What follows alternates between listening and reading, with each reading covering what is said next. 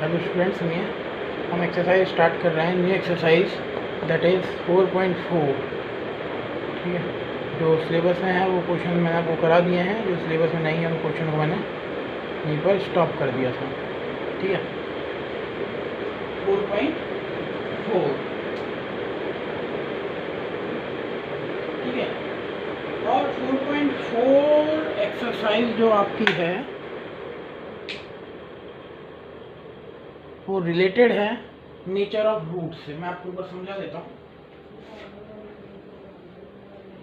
Nature of roots, nature of roots, जो quadratic equation के जो रूट्स आएंगे, जो सॉल्यूशन आएंगे, उनका नेचर क्या होगा। ठीक है, मैंने आपको पढ़ाया था डिस्क्रिमिनेंट डी जो होता है minus B square minus 4ac। उस फॉर्मूले के अंदर है ना, क्वाड्रेटिक फॉर्मूले के अंदर, इसको बोलते हैं डी। इस डी पर डिपेंड करता है nature of root. If d is equal to 0, अगर d 0 हुआ तो रूट्स कैसे हो जाएंगे। अगर इसकी वैल्यू सॉल्व करने के, पुट करने के बाद सारी वैल्यू 0 आ गया तो आपके जो रूट्स हो जाएंगे वो क्या होंगे, इक्वल एंड रियल। तो दो आंसर आएंगे, दोनों इक्वल होंगे, एक जैसे होंगे, और रियल तो होंगे ही। फर्स्ट केस था ये। सेकंड केस मैंने कराया था कि इफ d ग्रेटर देन 0, अगर d ग्रेटर देन 0 हुआ, 1 हुआ, 2 हुआ, 5 हुआ, 273 हुआ, प्लस में हुआ, कहने की बात है पॉजिटिव हुआ, तो आपके जो नेचर ऑफ रूट्स होंगे वो क्या होंगे, डिस्टिंक्ट एंड रियल। मतलब दोनों रूट अलग अलग होंगे, जैसे एक 2 है तो दूसरा 3 होगा, एक 5 है तो 7 होगा, अलग अलग होंगे मतलब, और दोनों रियल होंगे। थर्ड केस था आपका वेरी इंपॉर्टेंट, जहाँ से क्वाड्रेटिक इक्वेशन सॉल्व ही नहीं होती है, d लेस देन 0। अगर d लेस देन 0 आ गया मतलब नेगेटिव आ गया, तो आपके नेचर ऑफ रूट्स क्या होंगे, नॉट रियल नंबर और डू नॉट एग्जिस्ट ही नहीं करेंगे वो आपके रूट्स। ठीक है, तो इस टाइप से आपके नेचर ऑफ रूट्स होते हैं, इनका ध्यान रखना। मैं आपको इनको क्लियर करा चुका हूँ पहले ही। अब देखिए, बात आती है इसकी। क्वेश्चन ये, find the nature of roots, find the nature of roots of the following quadratic equation. If the real root exist then find. तो आपको पहले तो रूट्स बताने, नेचर क्या है उनका, और अगर रियल रूट है, दोनों केस में रियल, अगर d 0 हो तो भी रियल है, d ग्रेटर देन 0 तो भी रियल है। ठीक है, तो अगर रियल रूट आते हैं तो आपको सॉल्यूशन निकालना है, नहीं आते निकाल नहीं सकते। अपन रूट देख लेते हैं, डी फाइंड कर लेते हैं। डी क्या होता है, बी स्क्वायर माइनस 4ac। देखो डी, अच्छा सबसे पहले ए क्या है, 2, X square coefficient is A, Y square sorry X coefficient is B, X coefficient of B है -3, ध्यान रखना -3, और सी क्या है, कांस्टेंट टर्म, लास्ट में जो बच गई वो सी। पुट करते हैं और डी फाइंड करते हैं। d is equal to B square, that means -3 का स्क्वायर -4ac। d क्या हुआ, 9 माइनस 40, d क्या हुआ, माइनस का 31, मतलब d आ गया लेस देन 0। नेगेटिव नंबर आ गया ना, 0 से छोटा। अगर d लेस देन 0 है, ठीक है, d लेस देन 0 अगर आ गया है तो क्या होगा, d लेस देन 0 आ गया तो no real root exist, hence no real root exist, कोई रियल रूट नहीं आएगा। ठीक है, d लेस देन 0 आ गया है, कोई रियल रूट नहीं आएगा, तो hence no real root exist. ठीक है, नेक्स्ट केस में इन्हीं क्वेश्चंस में, रुक जा भाई,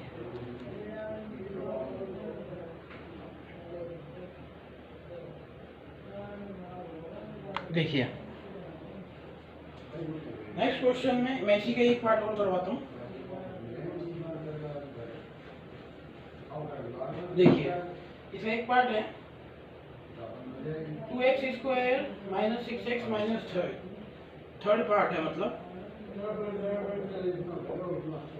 2x स्क्वायर -6x + 3 -6x + 3 = 0। ठीक है, इक्वेशन है इक्वल टू 0 सभी में आएगा। पॉलिनोमियल में इक्वल टू 0 नहीं आता है, ये डिफरेंस होता है पॉलिनोमियल इक्वेशन में 0 का। इसके रियल रूट देखते हैं, क्या चेक करेंगे, डी चेक करेंगे पहले कि रूट है या नहीं है, रियल है भी या नहीं है, क्योंकि अगर रियल रूट नहीं हुए तो आप फाइंड ही नहीं करोगे। If real root exist then find करेंगे अब रूट्स क्या क्या है वो।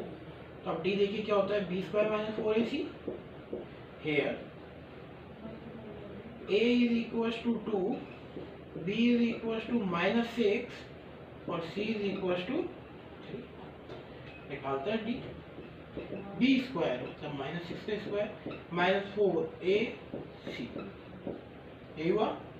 d = 6 का -6² 36 प्लस हो जाता है माइनस का स्क्वायर, -4 है 8 है 24, इतना आ गया 12। ठीक है, ये आ गया वो डी। पर हमको क्या करना है, अब देखो, hence real root exist, hence real root exist, real root exist, क्योंकि डी ग्रेटर देन 0 आया है आपकी बार, और ग्रेटर देन 0 आने के बाद डिस्टिंक्ट होंगे और रियल होंगे, अलग अलग तो होंगे ही और रियल होंगे, hence real root exist, real root है आपके। ठीक है, डिस्टिंक्ट भी है और रियल भी है। तो अब रियल रूट एग्जिस्ट में फाइंड करते हैं, मैं इसको रेज कर देता हूँ।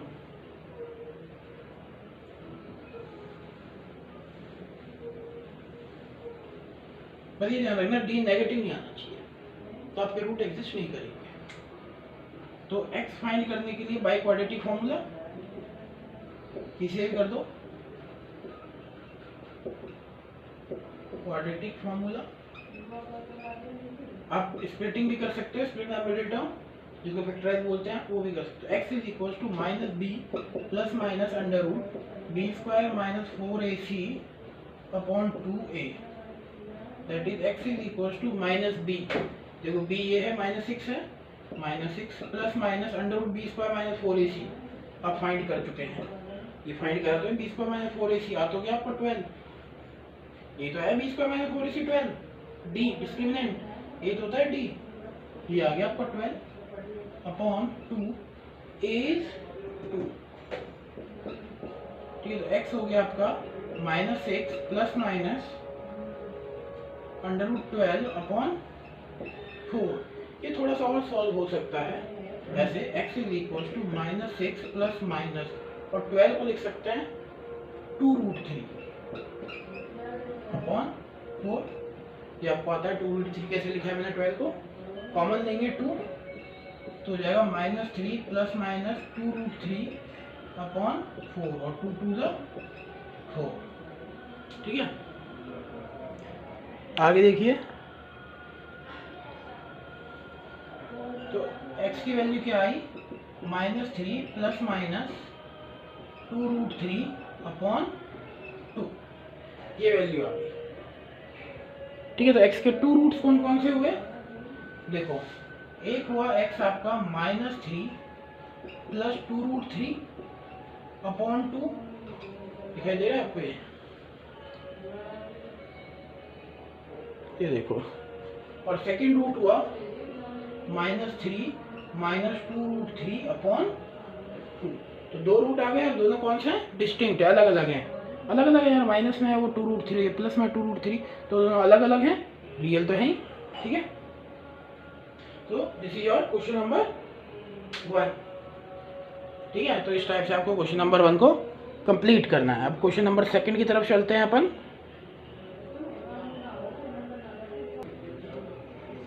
ठीक है, नेक्स्ट क्वेश्चन है आपका, find the value of k of each of the quadratic equation so that they have 2 equal roots. तो उसने बोलिए इक्वल रूट्स है, आप k की वैल्यू बता दो मुझे। तो देखिए, पहली बात तो मैं इसे क्वाड्रेटिक इक्वेशन बोला है, तो इसको क्वाड्रेटिक इक्वेशन की फॉर्म में ले आते हैं। देखिए सॉल्यूशन, मल्टीप्लाई कर दो k x² - 2kx + 6 = 0। बोला इक्वल रूट्स हैं, अगर इक्वल रूट्स हैं तो d कैसा होगा, for equal roots. Second part करा रहा हूँ मैं, second question second part, for equal roots d = 0, और d क्या होता है, B square minus 4ac is equal to 0 होना चाहिए। ठीक है, हेयर ए क्या है, एक्स स्क्वायर के साथ जो भी है वो एक के, डी क्या है, एक्स के साथ जो भी है वो डी माइनस 2k, और सी क्या है, constant term 6। So B square minus 4ac, B square minus 2 का है, के का स्क्वायर माइनस 4, ए इज के, सी इज 6, वैल्यू पुट कर दी इज इक्वल टू 0। इसमें पुट कर दी वैल्यू सारी, इसमें पुट कर दी है value, minus 2k 4k square minus 6 बोला 24k इज इक्वल टू 0। ठीक है, दोनों में से k कॉमन, k 4 भी कॉमन, 4k कॉमन, क्या बचा k minus 6 is equal to 0। ठीक है, k माइनस 6 0 हो गया आपका, कॉमन लेते ही आपको 4 देख लीजिए। अब आप 4k कॉमन लिया, k minus 6 is equal to 0।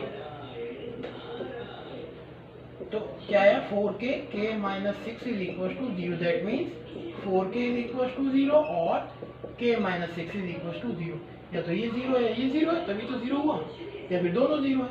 तो इधर से तो आ गया k 0 और इधर से क्या आया 6। तो k की 2 वैल्यूज हैं for real solution of roots that k is equals to 0 और k is equals to 6। I think clear होगा आपको ये क्वेश्चन। तो ये था आपका सेकंड क्वेश्चन का सेकंड पार्ट, फर्स्ट पार्ट आप खुद करेंगे। तो k की 2 वैल्यूज आ चुकी हैं आपके पास। k is equals to 0 possible नहीं है, k is equals to 0 not possible, since k not equals to 0। अगर k 0 हो गया ना तो इक्वेशन ही क्वाड्रेटिक नहीं रहेगी। k की वैल्यू अगर 0 हो तो ये 0, और अगर k 0 हो गया तो बेटा इक्वेशन ही क्वाड्रेटिक नहीं रहेगी। तो k is equal to 0 not possible, hence k is equal to 6। k 0 नहीं हो सकता है, 0 हो गया तो x ही खत्म हो जाएगा, x स्क्वायर का टर्म ही खत्म हो जाएगी, इक्वेशन ही क्वाड्रेटिक नहीं रहेगी, बात ही खराब हो गई सारी। ठीक है, k इज 6 हो गया आपका। ये था आपका क्वेश्चन नंबर सेकंड का सेकंड पार्ट। ठीक है,